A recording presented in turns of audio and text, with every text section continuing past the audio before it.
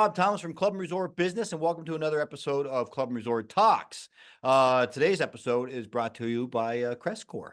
When your club is on a roll, check out Crestcore's hot cabinets, ovens, utility cabinets, racks, dollies, and a host of other quality products. Crestcore has grown into a leader in providing mobile food service operations to a wide and robust customer base.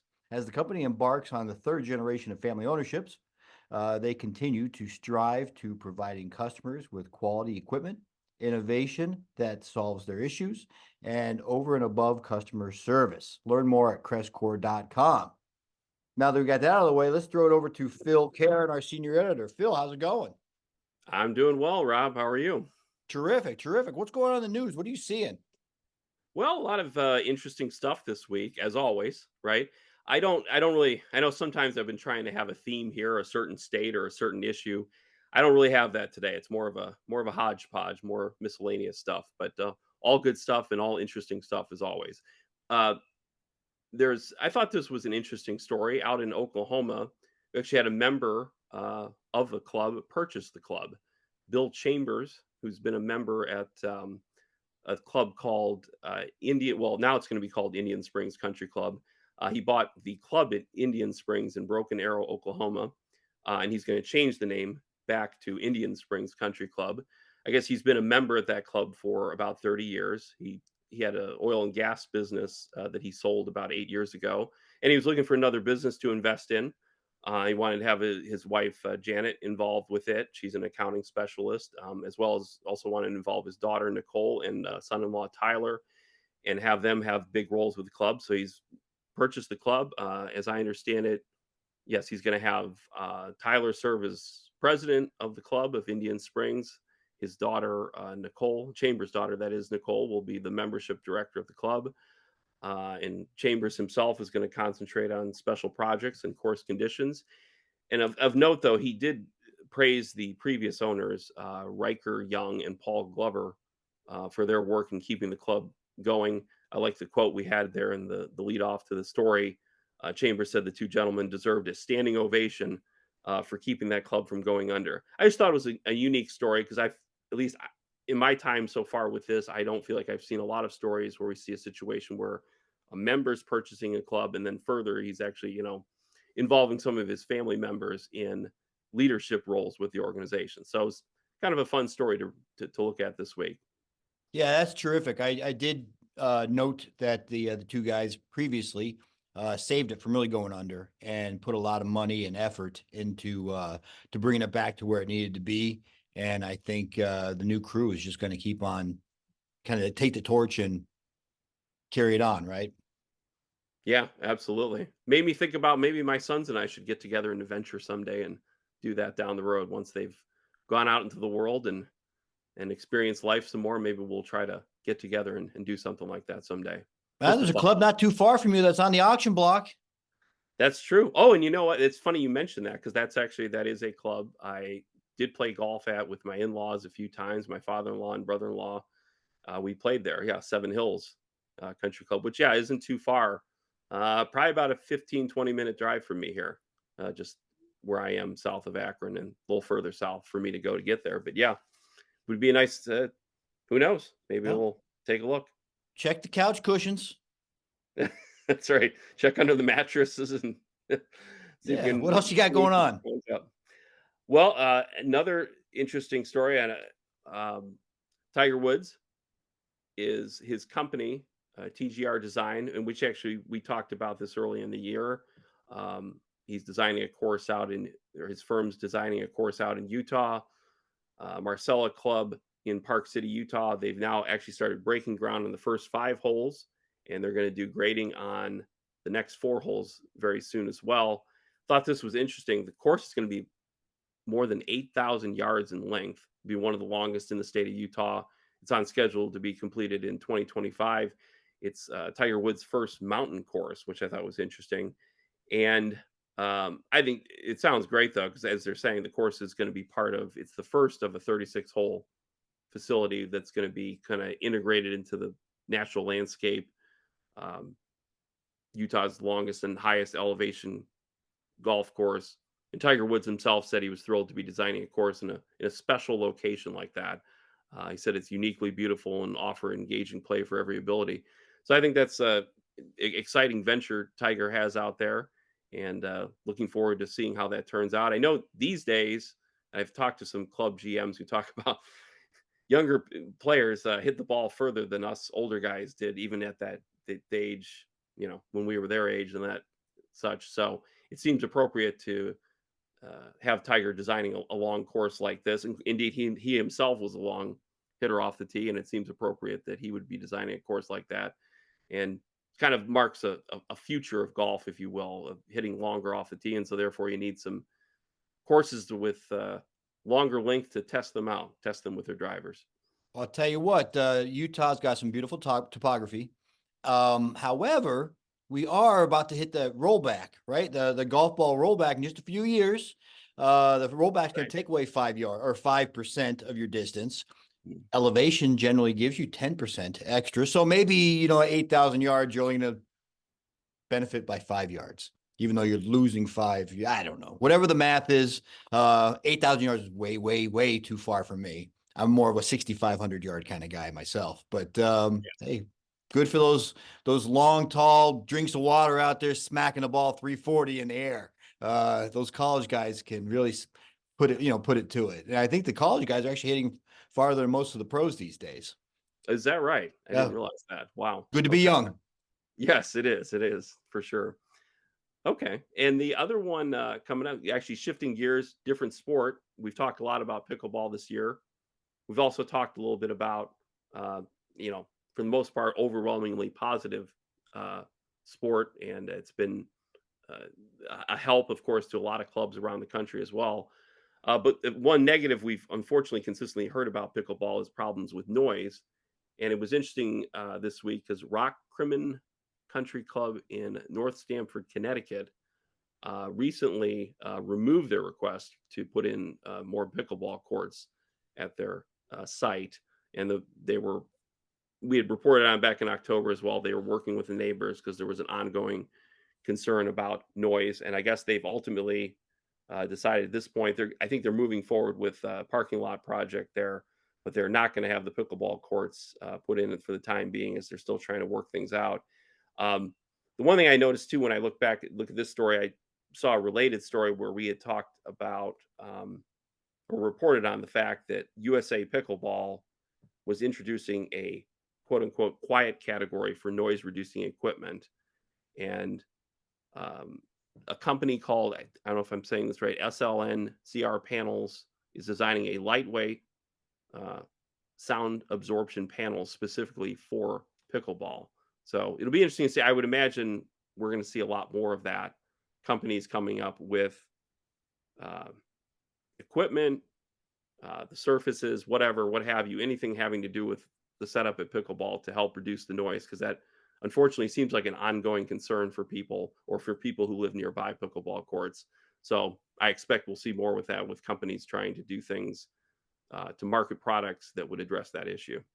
I think they pronounced that silly spelling silencer, which makes Oh, sense. today. The panels. Yes, the Uh, panels, correct. But if you go on our website, clubandresortbusiness.com, and you type in pickleball and noise, there are just a stream of articles that have come, over the last few years.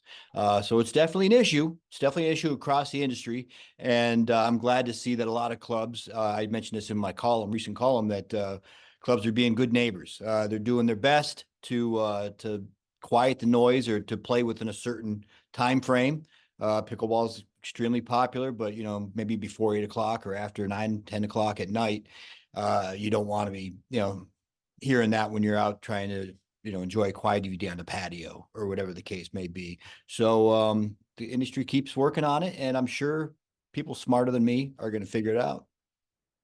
Oh, absolutely. Yeah, I think it's going to be, I mean, I was presenting as kind of it is a problem for people involved with the sport, but or club and then neighbors, et cetera. But the positive that comes out of it is that indeed you're going to have companies being able to come up with equipment products that will help address that issue, and then hopefully solve the issue for both sides, and each side can get what they want out of the situation in the end, right? So Yeah, I'm sure. And Right. we've included the racket facilities in our annual top ranked program. Spoiler alert, I don't want to, I'm just get a little tease. Top rank's going away. Right. So, but Mhm. we do have one more top rank to talk about. And Yeah. Phil, I believed the top ranked clubhouse, you had a chance to talk to the winners. Yes, I did. And actually, before I mention that, just run through as I've been doing throughout the year here. We did. We finished our top ranked program here for 2023. Uh, at December issue, we're featuring the top ranked clubhouses. And just to run through them really quickly at just the top five. Number 5, we had Addison Reserve Country Club in Delray Beach, Florida. Number 4 was Cherry Hills Country Club in Cherry Hills Village, Colorado, just outside of Denver. Newport Beach Country Club in Newport Beach, California. Broken Sound Club in Boca Raton, Florida. And at number 1, Rob, one last drum roll for 2023. Brrrr. Number 1, BallenIsles Country Club in Palm Beach, Florida. So congratulations to the folks there. And yes, I did recently have a chance to speak with Ryan Walls, CEO and General Manager, BallenIsles Country Club, Laura Young Cray, who's the Clubhouse Director there, and Becky Collison, Director of Marketing Communications at the club.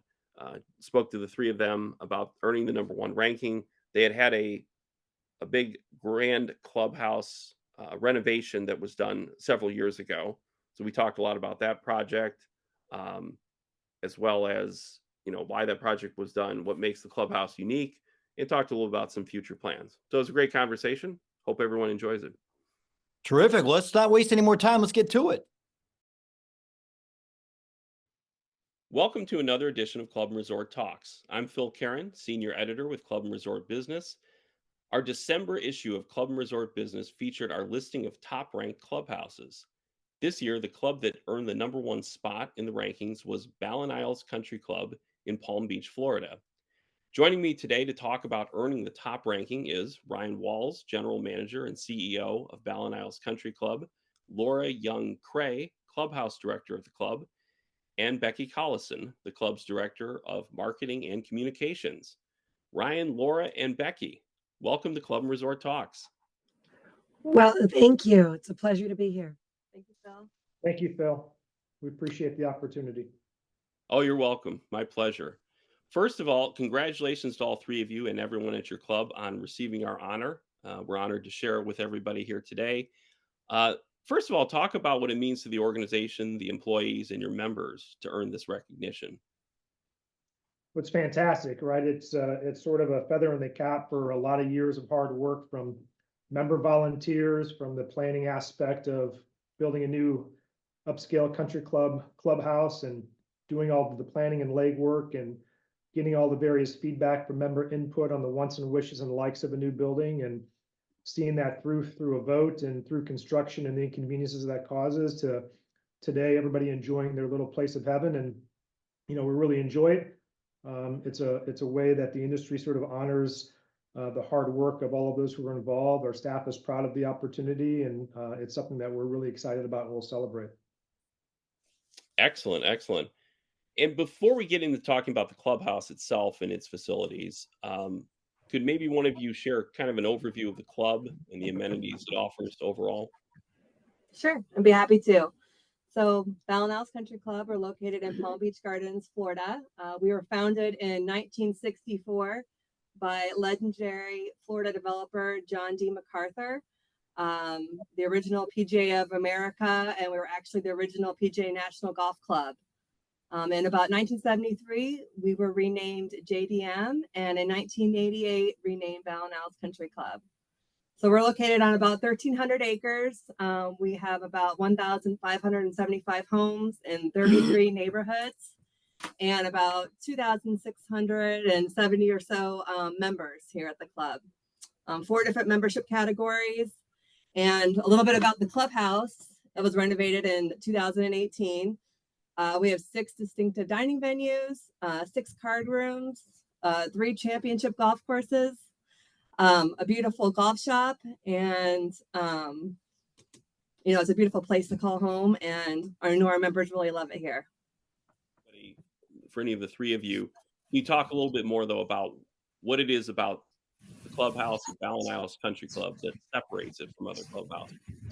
We have a really rich history, going back to the 70s and 80s when we were the original PGA National and the home of the PGA of America. We've hosted 9, 10 major golf events in the 71 PGA Championship and senior PGAs and World Cups. And we were playground for the rich and famous and some unfamous from Chicago that used to call the club home. And we've grown over the years from a single golf course to 3. We've hosted one of the greatest rackets programs in the country for many years, including the home training ground for Venus and Serena for the better part of 2 decades. And so we have a lot of that history. And the thing that I really enjoy doing is the architect and the designers will, sort of put together a great footprint of a building for us, but it's really our job to tell the story and bring the heartbeat to the club. And so we've had a really good time with uniquely branding and representing our past and our history, from our, celebrating our war veterans to our history hallway to our championship hallway, and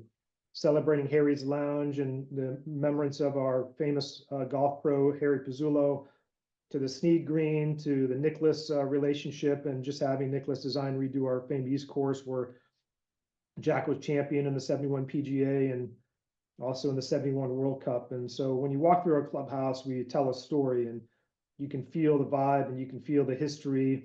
And that ties in so well with sort of the modern day times when you walk into our grand sports bar with over 30 televisions that our members thoroughly enjoy. And, it's really sort of bringing that history to life. It's telling the story about the past, blending that with the present, including, the reigning champions of golf and tennis and pickleball have their names on the wall for a year in our grand hallway to celebrate their championship. And so, blending the past and the present's been a lot of fun for us. Uniquely branding and representing the different things that we do here at the club for our members is sort of brings the heartbeat together of the club. And that's one of the things that we're really proud of and enjoy here. Excellent, excellent to hear about all the history sort of being blended in with modern times, if you will. The grand clubhouse that's there now, as I understand it, was opened in November of 2018 after it underwent a $35 million renovation. Can you tell us a little bit about the main features of the renovation and why it was decided to be undertaken and why it was undertaken? Yeah, so the usage of our club, has grown substantially over the years and continues to, especially over the last 3 years, as our membership base continues to transition. And so, our members saw long ago that the usage and the needs of our membership was changing.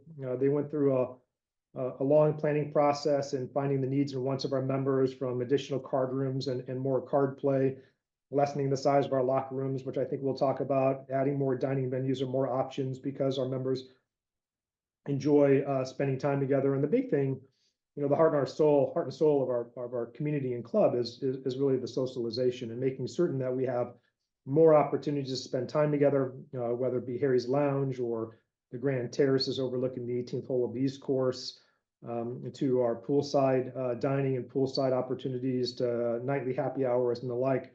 Having all of the different opportunities and locations to move things around and keep things fresh and fun and exciting, rather than just going to the single old venue every day. They have a lot of opportunities and options of where to spend their time here at the club. And it's all based upon getting together with friends and family and telling stories and having a good time.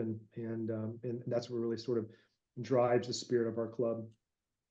Ryan, it was decided with the project that you decided against having the traditional locker room space, and instead to have more space for lounging and gathering. Or I may have misspoken there.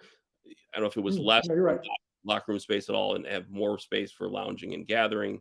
You talk a little bit about that, how that came about. Well, I think that in a private club like we have, where they live close enough, the locker rooms were really underutilized. So one of the objectives was to make sure we had enough locker room space for when their guests came, but not have all the wasted space, and to create a more, fun and more vibrant area for the members to sit. And like when you walk into our men's lounge and locker room, there's a library and couches and a TV They can hang out, have a cup of coffee, chat with their friends, which it just becomes a more comfortable and a better utilized space. And we haven't really had any issues with locker room space since we reduced it. Okay, so members are happy with the way things have been sort of reoriented Yeah, there. we haven't had a demand for the lockers. And that is interesting because I have noticed that. I'm still fairly new with covering the club industry, but that does seem to be a fairly common trend uh, to have less of an emphasis on locker room space in favor of the types of sort of more gathering spaces, socializing areas that you're talking about here. So interesting to see that.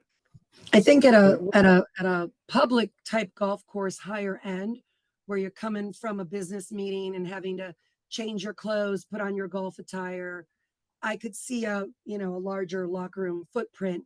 But with a private club, when I'm driving my golf cart in, I'm coming from my house, it just wasn't utilized enough to dedicate that type of a footprint to it. Okay, very good. Yeah, that makes sense given the situation there. Absolutely. Um, and I know also another feature, it was also important in this whole renovation to have multiple dining venues and choices for members and guests. Uh, for the three of you, talk about why that was important to move Well, forward with. I'll take the lead on that one. So, Sure. um, with the diversity of our membership, and some of our members dine here 7 days a week for lunch and dinner. There's an array of restaurants outside of the gates on PGA Boulevard. So we wanted to make sure we could bring the diverse and eclectic menus that they like to dine at outside, inside. The idea being this is your home, you don't really have to leave. So we created 6 very unique dining venues. Each one has its own, sensory look, feel, sound, menus. We go from a casual sports bar to poolside dining to a bistro to traditional country club buffet type dinner, all the way up to upscale fine dining. So we give a little bit of everything that the members need. They never have to leave if they don't want to. Interesting. On that point, is that you were talking about restaurants being available just outside of sort of club grounds? Was doing that, having the variety, were you kind of looking to sort of mirror or compete against specific types of places that were offered outside of the club property? Well, it wasn't really to compete with them. It was more so to make sure that we could meet the needs and the demands of our membership. Typical country club dining, one menu, one restaurant. We wanted, when I want to go get a burger and fries and sit and watch a game, I go to the sports bar. When I want to go out for a nice meal with my wife or my husband and sit and have fine dining, we can do that. So it just gives them the variety and keeps them, involved in the club. And it increased our member dining increased because of the number of venues and the diversity of our menus and the variety we offer. Okay, very good. So, and well, you kind of just touched on it by bringing that up, but the member feedback on the variety of options, I take it, has been quite positive. Sounds like. Very positive. Very positive. Good, excellent. That's very good. Talk about sort of transition to something else here. I know there was an importance placed on planning room view transitions from indoor to outdoor space and sort of the backside of the clubhouse. Somebody would like to touch on that a little bit. So, one of the number one reasons people move to BallenIsles is because of how beautiful the landscaping is. So we wanted to make sure that we incorporated that into the dining experience as well. So, for example, our BallenIsles grill, and we live in Florida, by the way, so it's not always cold for sweaters or so hot that you're miserable. It's usually a beautiful, perfect weather to be kind of indoor, outdoor. So we have nano doors in our sports bar that open all the way up. So you're basically both indoors and outdoors at the same time, overlooking the beautiful 18th hole of the East Course and our bridge. Our Circle 100 dining room overlooks the golf course as well, and the practice facility. So, and then our Bistro 105, which overlooks the pool and the outside pool area. It is really important because I think when you sit and dine, to have a view and to enjoy why you live here is, really important. So the architects and the designers and the team really made sure that the windows were in the right spot and the tables were in the right spot and so forth, so everybody could enjoy the view that they live here for. Okay, very good. And I know for our article that's going to be appearing here in the December issue of Club and Resort Business, um, Ryan, we actually have a comment for you talking about the fact that the club's driving mission is to provide members with as many opportunities as possible to socialize. And we, in hearing comments from everybody, really, it seems like all the facilities are sort of geared toward that, anyways. But can you talk about why that is the focal point for the club, to provide the opportunities for socialization, and why that's so important? Yeah, I mean, this, we're the heartbeat of the community, right? So we have, 2,600 users that are looking for opportunities to enjoy their day and spend time with friends and family. And that surfaces and centers around the Grand Clubhouse and the sports complex and the golf and rackets and the new pool complex we're constructing, for instance. And so, when we survey our members and look for opportunities and reasons why people choose BallenIsles or choose to stay at BallenIsles, it's always revolves around the landscape and the socialization. And so making certain that our members have a lot of neat opportunities for them to spend time with one another indoors and outdoors, and move them around the campus a little bit, so they are not doing the same thing every day, but have a nice balance in how they use the facilities, is really important to us. And we keep it alive in our programming and events that we do, and the types of indoor outdoor events that we host, and all the way down to our food programming and restaurant opportunities. And so it really is just sort of what we're all about here. The golf is important, the rackets is important, the health and wellness is important, but socialization is what drives the heartbeat of our community, and will always sort of be our number one mission, to create opportunities and fun opportunities for our members. Lastly, too, just want to find out, are there any future plans for both the clubhouse or even just the club as a whole? I think I just heard a mention of a new pool complex that's in the works. Yeah. Anything else? Any future plans for the clubhouse facilities that you'd like to talk about?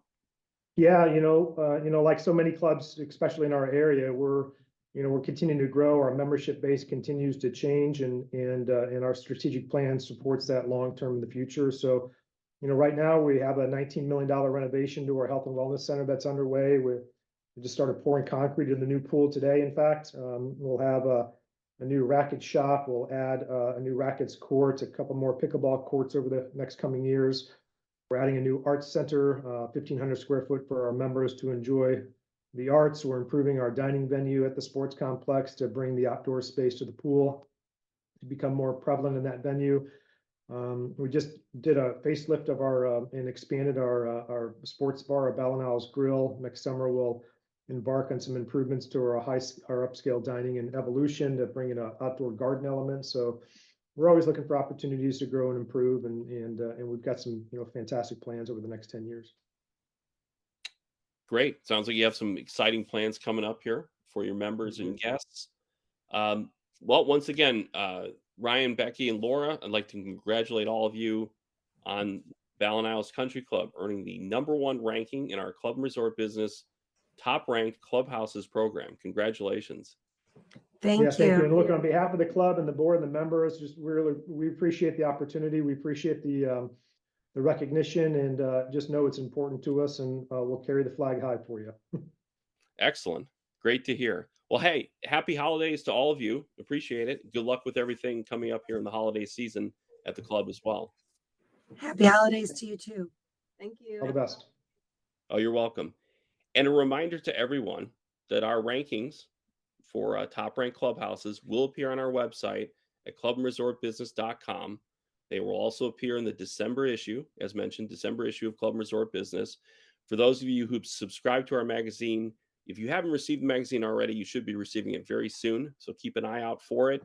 And of course, to watch other podcasts like this one, you can also visit us at clubandresortbusiness.com to see that. And to everyone out there, take care, stay well, and happy holidays.